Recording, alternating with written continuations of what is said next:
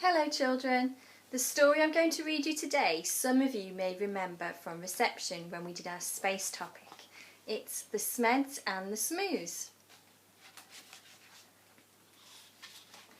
By the Lullaby Lake on a far-off planet, there lived a young Smed and her name was Janet. Not far away on a humplety hill, there lived a young Smoo by the name of Bill. Janet, like all the Smeds, was red, and this is what her grandfather said. "Never, never play with the Smoos. They sleep in holes and they wear strange shoes. They jump about like kangaroos. Never, never play with the Smoos." Bill, like the other Smoos, was blue. These were the words of Grandmother Smoo. "Never, never play with the Smeds. They have strange hair upon their heads.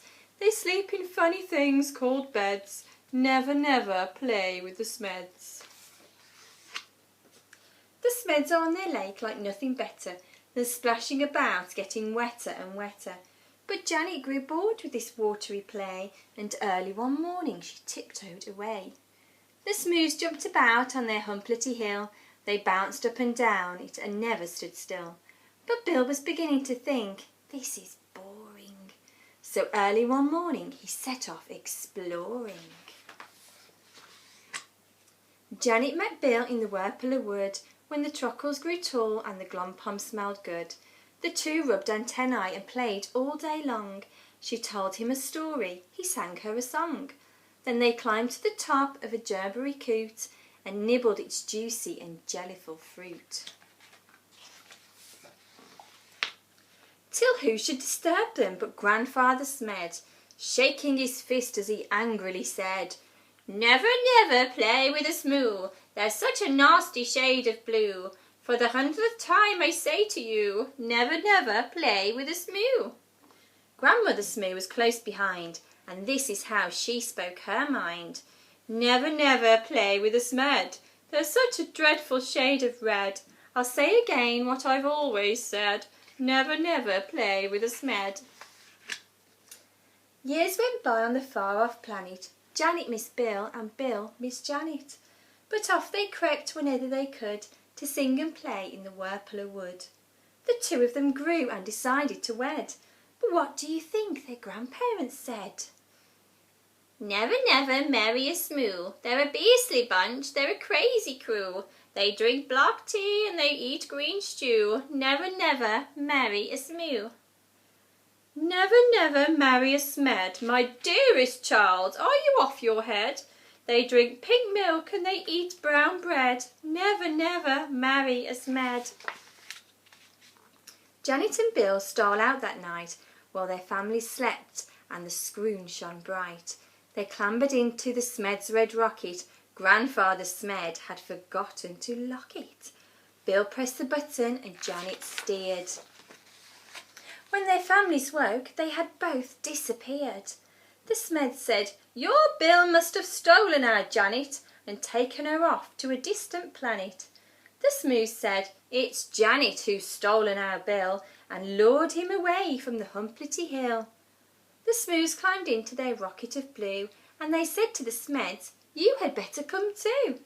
Suspicious and scowling, they soared into space till they reached planet Vumjum, a dry, dusty place.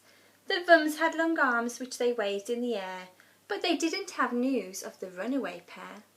The next stop was Lurgelstrop, covered in roses and watered by beasts with small eyes and long noses. They touched down on Grimmeltosh, coated in grime, and they searched planet Glurch and found nothing but slime.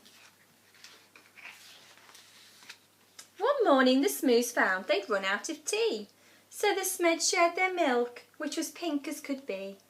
Then Grandfather Smed said, "My hair needs a trim," and Grandmother Smoo kindly cut it for him. They landed on Skloop, where the Skloopies wore kilts, then flew to Klaboo, where the Claps walked on stilts. They searched all year long, then they searched longer still, but they didn't find Janet, and they didn't find Bill. "Alas," said the Smoos, and the Smeds said, "Alack, we have failed in our quest, we had better turn back." So they turned and flew home to their very own planet. Far down below them they saw Bill and Janet. The rocket touched down and they ran to the wood where the trockles grew tall and the glompums smelled good. And there in the glades by the rocket of red were the runaway Smoo and the runaway Smed. They got lost and flown home again, only to find that all the others had left them behind. There was joy, jam and jumping. Then Janet said, maybe you'd like to make friends with our dear little baby. A baby? A red one? A blue one? But no. That baby was purple from head to toe. They all hugged the Smoo Smed, their new baby brother, and Grandpa and Gran even hugged one another. They laughed and they splashed and they danced with delight, and they played with that baby from morning till night. They made him a rattle, they made him a flute, they fed him the fruit of the gerberry coot. Then they sang by the light of the silvery scroon, and you can sing too if you make up a tune. Play with the Smeds and play with the Smoos, play with whichever friends you choose. Then close your eyes and while you snooze, dream of the Smeds and dream of the Smoos. I really enjoyed that story. I hope you did too. I'll see you soon.